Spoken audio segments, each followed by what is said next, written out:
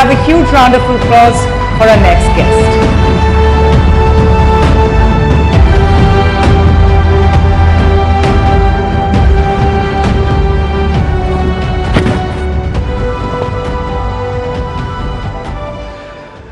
नमस्ते, जय हिंद। अनुराग ठाकुर जी के लिए जरा जोरदार तालियां हो जाएं प्लीज। अनुराग जी, हाल कैसा है जनाब का? क्या ख्याल है आपका?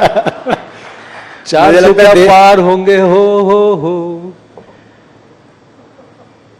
देश ने मन बना लिया 400 पार होकर ही रहेगा, और इसके लिए ख्याल भी अच्छे ही हैं।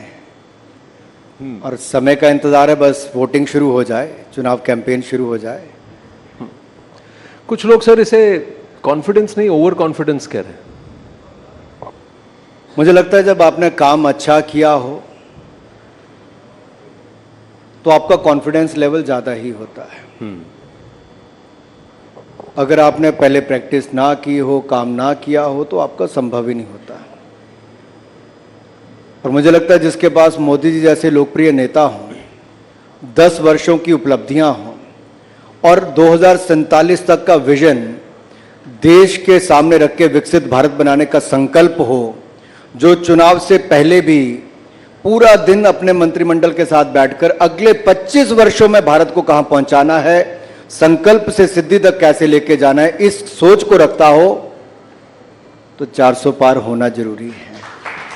पर एक बात बताइए, इस 400 पार में आरोप यह है कि पहले वॉशिंग मशीन था, अब धोबी घाट हो गया है। बीजेपी और जिस तरीके से जो स्ट्रैटेजी है कि जो भी आए उसको संभालो, अपने साथ करा लो, कल वो करप्ट था, आज नहीं है। देखिए, कुछ ऐसे लोग हैं जो ईवीएम पर प्रश्न खड़ा करते हैं, जो संवैधानिक संस्थाओं पर प्रश्न खड़ा करते हैं, जो न्यायिक व्यवस्था पर प्रश्न खड़ा करते हैं। उनको जो सूट करता है वो वही बोलते हैं। मैं तो यही कहूंगा, अगर किसी के खिलाफ आरोप सिद्ध होते हैं, किसी को कानून सजा देता है, तो उसके खिलाफ जो दंड बनता है उसको देना चाहिए। लेकिन जब तक कुछ नहीं होता तब तक जान चल रही है। पर वो कुछ तब नहीं होता जैसे वो बीजेपी में आ जाते हैं, तब तक होता है जब तक बीजेपी में नहीं होता। ऐसा बिल्कुल भी नहीं है। ऐसे बहुत सारे उदाहरण होंगे जहां पर समय के साथ साथ, अब कई वर्षों में देखिए, नेशनल हेराल्ड में राहुल गांधी जी और सोनिया जी बेल पर हैं, लेकिन दूसरी ओर मनीष सिसोदिया जी, संजय सिंह जी, सत्येंद्र जैन जी जेल में हैं। कोई शराब घोटाले में जेल में है, कोई नेशनल हेराल्ड घोटाले पे बेल पे है। लालू यादव जी एक मामले में जेल में जाए, दूसरे मामले में जांच चल रही है। अरविंद केजरीवाल जी 9 सम्मन आने के बाद भी ईडी के सामने पेश नहीं होते, लेकिन राजनीति में आने से पहले बहुत ज्ञान कांग्रेस को बांटते थे, आज उन्हीं के साथ हाथ मिलाकर बैठे हैं। ये अरविंद केजरीवाल जी से इतना प्यार क्यों है? कहीं ना कहीं हर दिन किसी ना किसी बहाने उन्हें समन दिया जा रहा है। नहीं, बहाने नहीं, कारनामे के कारण दिया जाता है। एक ऐसा व्यक्ति जो झूठ की पराकाष्ठा, उनके झूठ दुनिया में सबसे ज्यादा कोई और सबसे सफाई के साथ बोलने वाला है, तो उनका नाम है अरविंद केजरीवाल जी। राजनीति में आने से पहले कहा बेटी की कसम खाता हूं नहीं आऊंगा, फिर कहा बड़ी गाड़ी नहीं लूंगा, फिर कहा सिक्योरिटी नहीं लूंगा। सबसे बड़ी गाड़ी भी ली, 2 राज्यों की सिक्योरिटी भी ली, सबसे बड़ा बंगला भी लिया, शीश महल के रूप में बनाया भी, करोड़ों रुपए खाए भी, और जो कहते थे ईमानदारी के साथ सरकार चलाऊंगा, सबसे भ्रष्ट सरकार चलाने का रिकॉर्ड किसी के नाम पर है तो आम आदमी पार्टी और अरविंद केजरीवाल जी के नाम पर है। पंजाब में सरकार बनाते स्वास्थ्य मंत्री का इस्तीफा हो गया भ्रष्टाचार के चलते, दिल्ली का स्वास्थ्य मंत्री जेल चला गया भ्रष्टाचार के चलते, और दिल्ली का शराब मंत्री जिसको ईमानदारी का सर्टिफिकेट ये देते थे, आज कितने महीनों से जेल में बैठा है, बेल भी नहीं हो पा रही। पर वहां ये आरोप है कि क्योंकि दिल्ली में बीजेपी को हराया 2 बार, इसीलिए बीजेपी थोड़ा गरम है, इसीलिए इनके पीछे पड़ी हुई है। चुनाव में हमारा क्या है जी, जनता ने जिता दिया जी, लेकिन बीजेपी हमारे पीछे पड़ी है। नहीं, ऐसा ये ईडी के समन तब तक आते रहेंगे जब तक हम बीजेपी का बुलावा स्वीकार नहीं करेंगे। आनंद जी, ऐसा है, चुनाव में हार जीत चलती है। बीजेपी को पहली बार थोड़ी हारी। हम तो उस राजनीतिक दल से हैं कि जब जनसंघ के समय से जी जमानत बच जाती थी, तब जमानत के बचे हुए पैसे से भी हम पार्टी देते थे कि अच्छा जमानत तो बच गई, लेकिन जो विचार हम उस समय लेके चले थे कि धारा 370 हटाएंगे, 35A से मुक्ति दिलाएंगे, जम्मू कश्मीर में परमिट राज को खत्म करेंगे, ट्रिपल तलाक से मुक्ति दिलाएंगे, राम मंदिर बनाएंगे और सीए का कानून लाएंगे।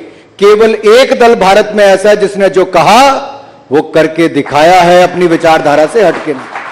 हम अपनी विचारधारा से टस से मस नहीं हुए और इसीलिए जनता ने 2 सीट वाली पार्टी को 282 भी जिताई, 303 सीटें भी जिताई और अब की बार 400 पार करके भी दिखाएंगे। देखिए, ये जो आप कॉन्फिडेंस कह रहे हैं ना जनता का, this is being represented very differently in the western media.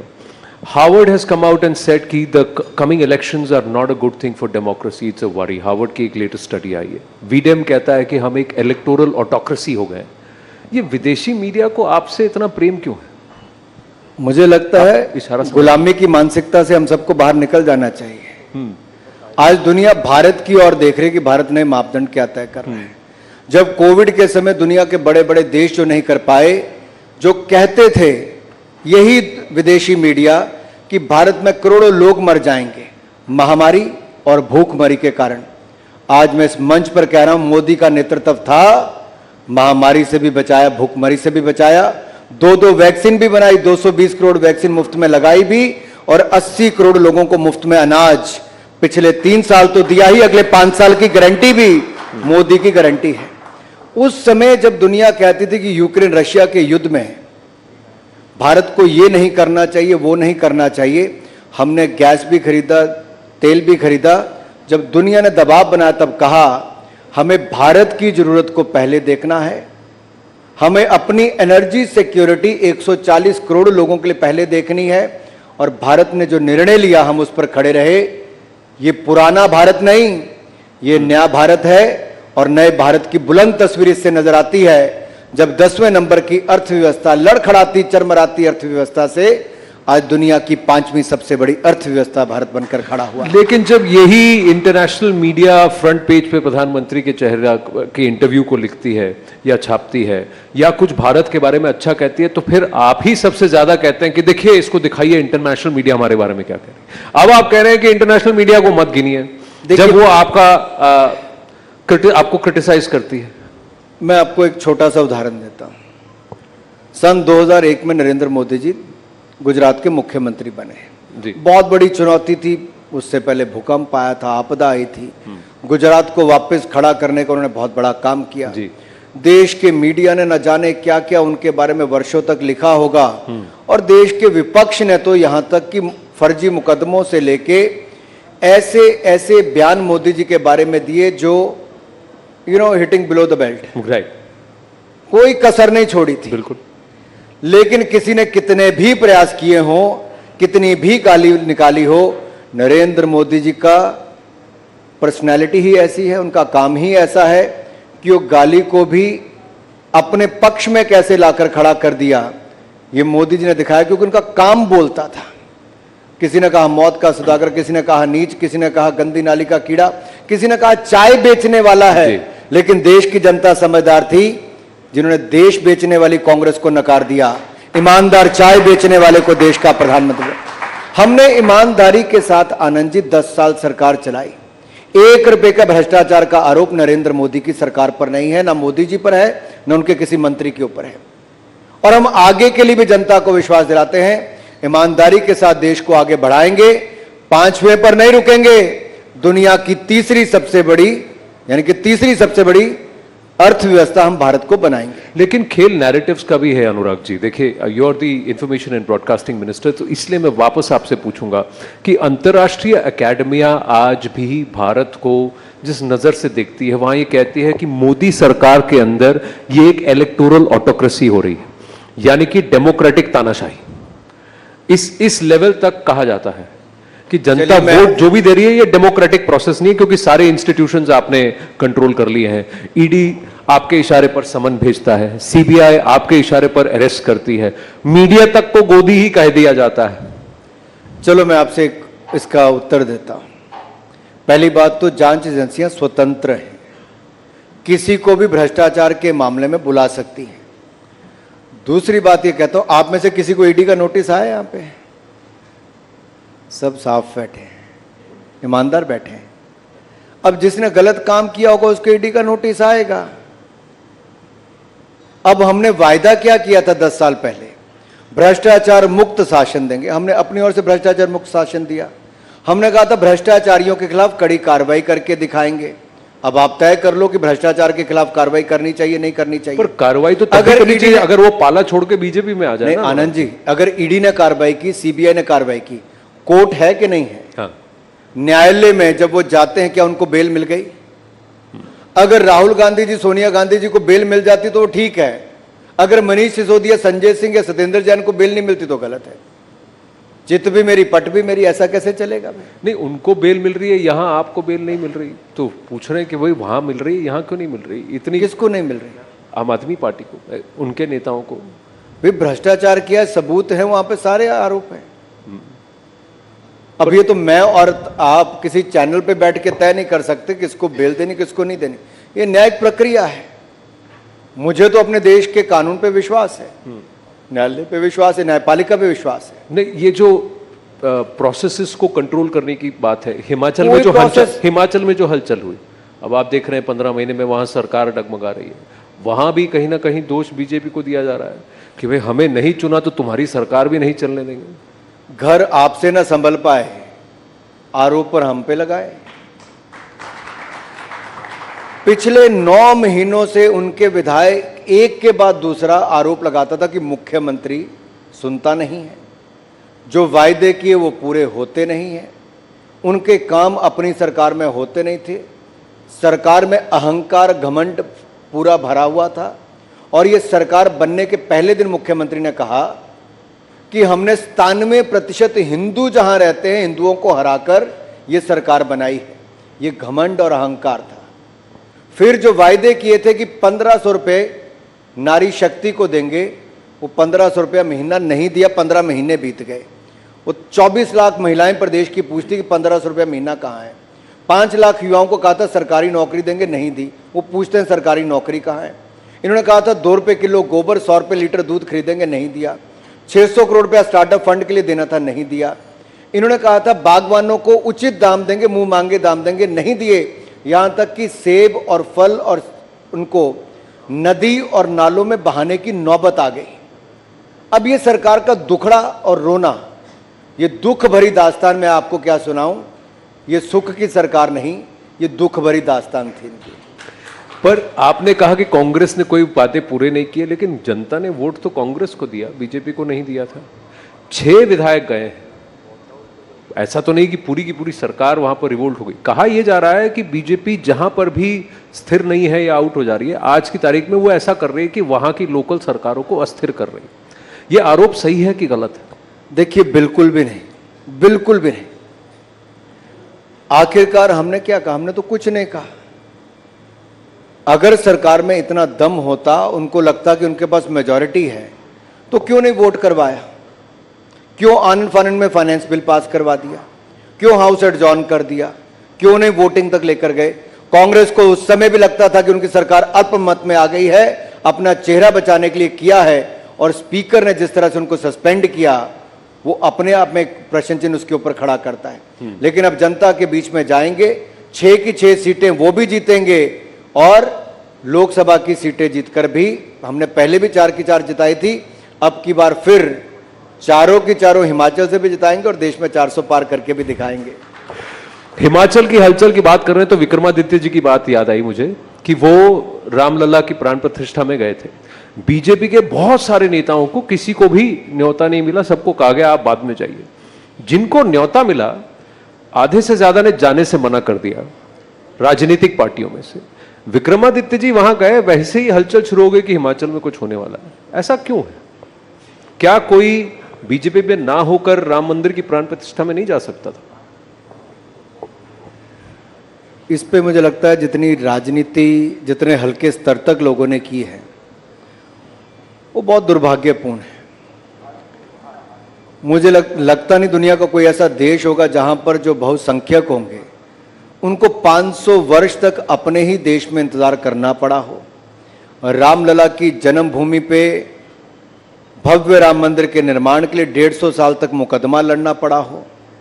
लेकिन हमने इंतजार भी किया, मुकदमे भी लड़े और जो कहा था वो करके भी दिखाया। रामलला की जन्मभूमि पे भव्य राम मंदिर बनाकर भी दिखाया है, प्राण प्रतिष्ठा भी करवाई।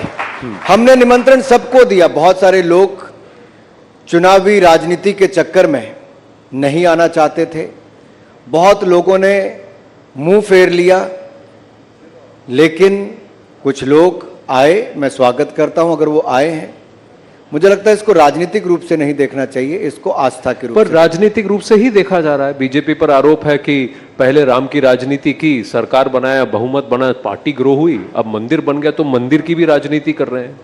नहीं, हमारे लिए मंदिर की राजनीति करने की आवश्यकता नहीं। हमने हर बार अपने संकल्प पत्र में लिखा कि 370 भी हटाएंगे, 35 भी, ट्रिपल तलाक भी कहा, भव्य राम मंदिर के निर्माण की बात भी हमने कही।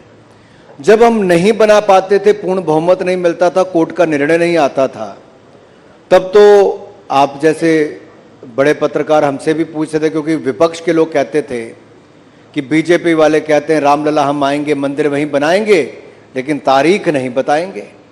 तो तब तो आप तारीख पूछते थे। अब हमने तारीख भी दे दी, निमंत्रण भी दे दिया, तब क्या हुआ? तब कहा गया कि बीजेपी से पॉलिटिसाइज कर रही है, इसको पॉलिटिकल इवेंट बना दिया है। हमने केवल एक मंदिर नहीं, भव्य और दिव्य सोमनाथ धाम भी बनाया, भव्य और दिव्य केदारनाथ धाम भी बनाया, भव्य और दिव्य काशी विश्वनाथ धाम भी, और भव्य और दिव्य महाकाल लोक भी, और अब भव्य और दिव्य अयोध्या धाम में भव्य राम मंदिर का निर्माण भी करवाया है। ये आस्था के केंद्र है, ये आस्था के केंद्र है। लेकिन अब आधारभूत ढांचा, इंफ्रास्ट्रक्चर यहां पे अच्छा बनाने के साथ यहां पे अर्थव्यवस्था के केंद्र भी बने, रोजगार स्वरोजगार के अवसर मिले। तो मुझे लगता है अगर आप बौद्ध सर्किट देखोगे, बुद्ध सर्किट को देखोगे, करतारपुर कॉरिडोर को देखोगे, हेमकुंड साहब तक रोपवे को देखोगे, ये सब किसने किए? मोदी जी ने किए।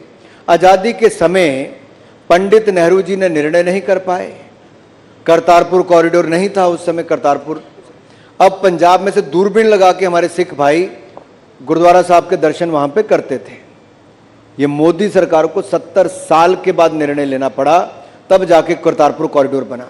हेमकुंड साहब का कभी जाके देखिए, हमारे भाई यहां पर बैठे हैं, पूछिए कितनी कठिन यात्रा है वहां के लिए, लेकिन रोपवे से उसको आसान बना दिया गया।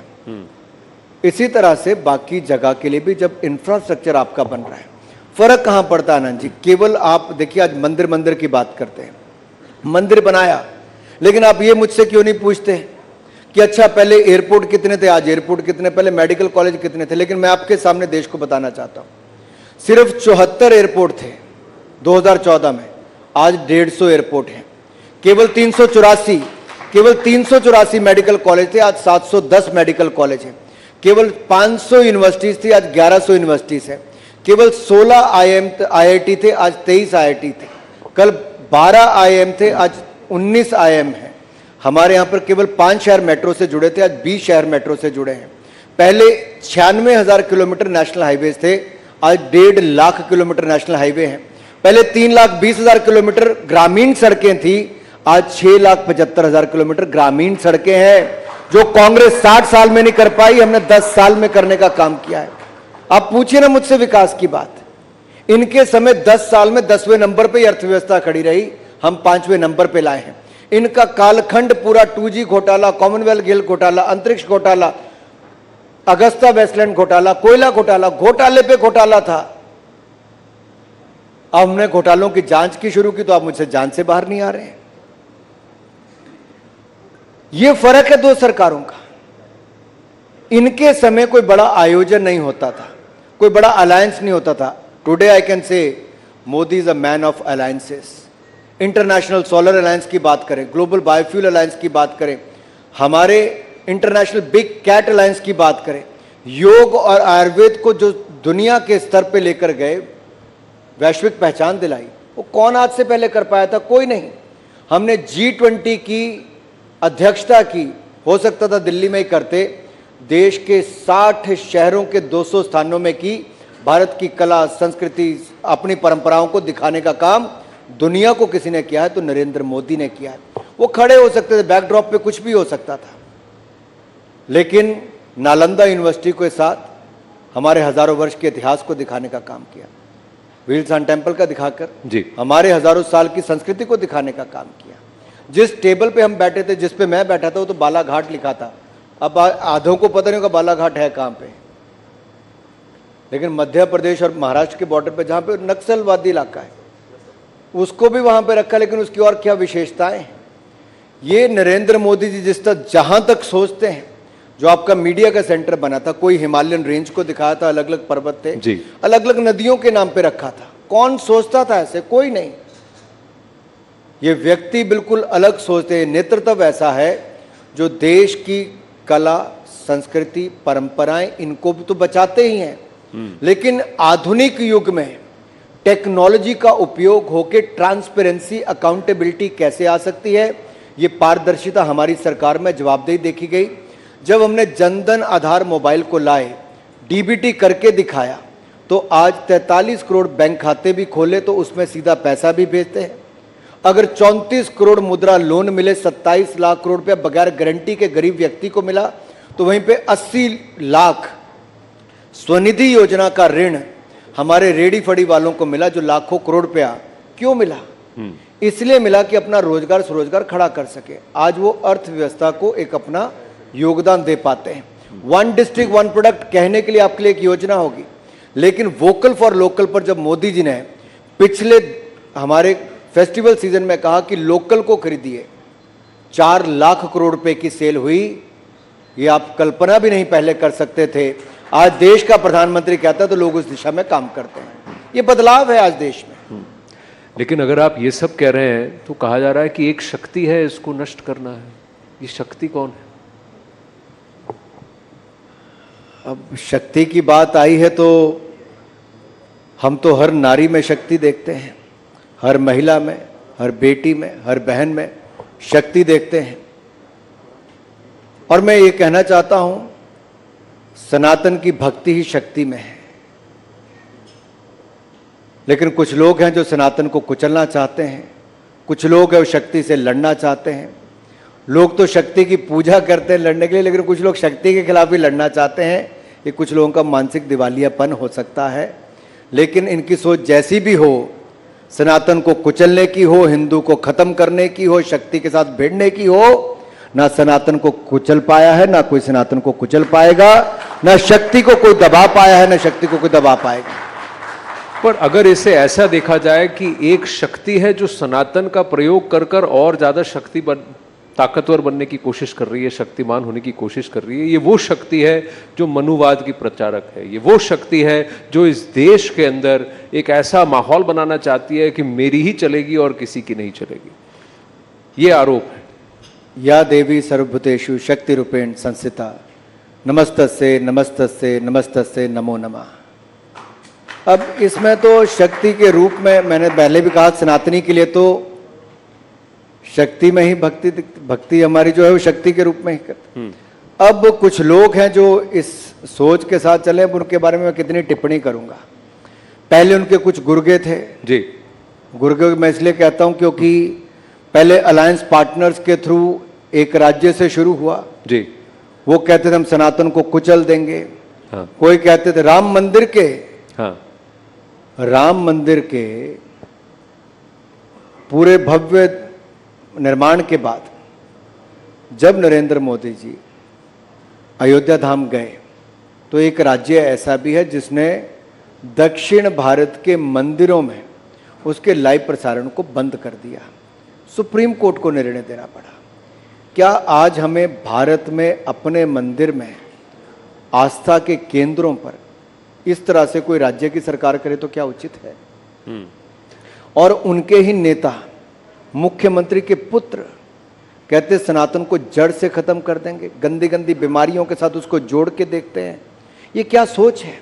और राहुल गांधी जी चुप बैठते हैं। फिर उनके दूसरे मंत्री जो घोटाले में 2G में उनका नाम आया था वो बोलते हैं। इसके बाद इनके मुख्यमंत्री पहले हिमाचल प्रदेश के बोलते हैं कि हम तो हिंदुओं को हरा कर आए हैं। फिर संदेश खली में शक्ति को कुचलने का, अपमानित करने का काम एक महिला मुख्यमंत्री के नाक तले होता है और संरक्षण उस नेता को देती है जो उसके पार्टी से सीधा जुड़ा है।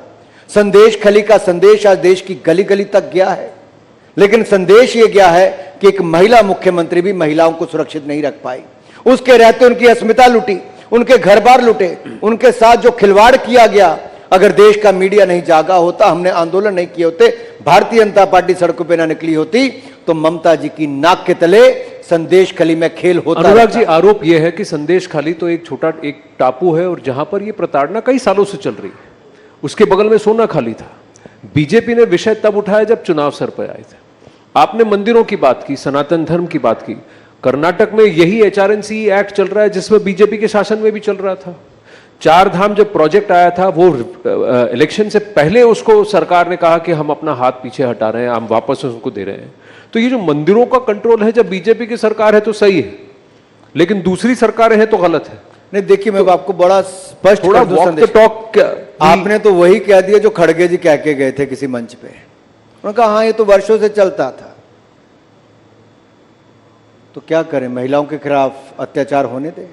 नहीं, अगर आप इससे सहमत है नहीं, तो मैं बड़ी चिंता का विषय है। आरोप आप पर, अगर आप खड़गे जी के साथ सहमत हैं कि शक्ति के खिलाफ ऐसा होता है, महिलाओं के खिलाफ, मेरा तो एक ही है मत सर, लोगों को अच्छा लगे बुरा लगे, मैं यहाँ जो तिरंगा है इसी के साथ हूँ, इस भारत के साथ हूँ। लेकिन प्रश्न ये है कि वहां जो हो रहा था वो तो आपने चुनाव से 60 दिन पहले उसे उठाया। जब बीजेपी की सरकार कर्नाटक में थी, तब कर्नाटक के मंदिरों पर से फिर से वही वसूली, वही टैक्स होती थी, जिसको कि आज बीजेपी विपक्ष में रहकर जजिया कह रही है। मैं आपको बहुत क्लियर करके कह रहा हूं। पहले तो संदेश खली पे आता हूं, जहां पे आपने महिला शक्ति की बात की। देखिए अंतर क्या है, एक तरफ वो सरकार है जो महिलाओं के खिलाफ अत्याचार होता आंखें मूंद करके बैठी है, दूसरी ओर हमारी सरकार, नरेंद्र मोदी जी की सरकार है जो नारी शक्ति बंधन बिल लाके 33% आरक्षण विधानसभा से लेकर लोकसभा तक सुनिश्चित करती है। बाकी लोग लॉलीपॉप दे रहे थे, नरेंद्र मोदी जी ने 33% आरक्षण देने का काम किया है। लेकिन 33% टिकटें बीजेपी ने अभी तक नहीं दी। हमने लटकाया चुनाव में क्या 33% महिलाओं को टिकटें बीजेपी ने लोकसभा के लिए अभी तक पूरा टिकट डिस्ट्रीब्यूशन हुआ कहां है? लटकाना, भटकाना, अटकाना ये कांग्रेस का काम था। हमारा पहला राजनीतिक दल है जिसने अपनी पार्टी में आरक्षण दिया है महिलाओं को, ऑफिस बेरर में भी और पूरी बॉडी में भी भारतीय जनता पार्टी ने दिया। हमारे पार्लियामेंट्री बोर्ड में भी महिला मोर्चा की अध्यक्ष उसका सदस्य रहती है, सेंट्रल इलेक्शन कमेटी में भी उसका सदस्य रहती है। इसके साथ साथ अगर मोदी सरकार में अगर आप मंत्रिमंडल में देखेंगे, जहां ओबीसी की रिकॉर्ड रिप्रेजेंटेशन है, वहीं महिलाओं की भी रिकॉर्ड रिप्रेजेंटेशन है। अब मैं वापस आता हूं कि मोदी सरकार ने महिलाओं के लिए क्या किया। सबसे बड़ी बात है, महिला की दिनचर्या में पहला क्या काम? शौचालय नहीं था, गैस सिलेंडर नहीं था, पानी नहीं था, दवाई नहीं थी, अनाज की कमी थी। अब 10 साल में क्या हुआ? 10 साल में 12 करोड़ शौचालय बनाकर दिए हैं, 13 करोड़ घरों को नल से जल दिया है, 10 करोड़ बहनों को रसोई गैस का सिलेंडर और चूल्हा मुफ्त में दिया, 5 लाख की दवाई मुफ्त में दिलाई और अनाज की कमी को भी पूरा किया, जब अनाज मुफ्त में देने की गारंटी पहले भी दी और अगले 5 साल की गारंटी भी दे दी। अब उस महिला के जीवन में शौचालय जाने से लेके पानी भरने को भी छोड़ के, अब अपने घर पे पानी आता है, गैस सिलेंडर वहीं पे ही है, पक्का मकान भी वहां पे दे दिया है। ये पहले नहीं आना था आनंद जी। महिला को स्वाभिमान के साथ जीना, उसको मान सम्मान देना, ये नरेंद्र मोदी की सरकार ने किया है। आम महिला को, करोड़ों महिलाओं को, तो वहीं पर उनको राजनीति में भी देना आरक्षण, वो भी किया। रिपब्लिक डे परेड को आप में से कितने लोगों ने पिछली बार देखा होगा? आप लास्ट 2 रिपब्लिक डे परेड देखिए। पिछले साल की जब थी, तब इजिप्ट के राष्ट्रपति आए तो उन्होंने, प्रेसिडेंट सीसी ने कहा प्रधानमंत्री को कि आपके कर्तव्य पथ को देख के मुझे ऐसा लगता है कि दुनिया तो वुमेन डेवलपमेंट की बात करती है, यहां वुमेन लेड डेवलपमेंट है, महिला नेतृत्व विकास है। और इस बार तो पूरे कर्तव्य पथ पे अगर किसी ने लीड किया है और समर्पित किसी को रिपब्लिक डे परेड थी तो नारी शक्ति को थी। ये मोदी सरकार में ही संभव हो सकता है। अनुराग जी, आज दुनिया में अगर 1000 एयरक्राफ्ट का हमने ऑर्डर दिया है, तो केवल एयरक्राफ्ट के ऑर्डर को मत देखिए, दुनिया में सबसे ज्यादा वुमेन पायलट्स किसी देश में तो भारत में है। ये भारत में ही संभव है। मैं ये भी कह रहा हूं कि रिपब्लिक डे पर जो किया गया सराहनीय है, लेकिन इसे ऑप्टिक्स कहा जा रहा है।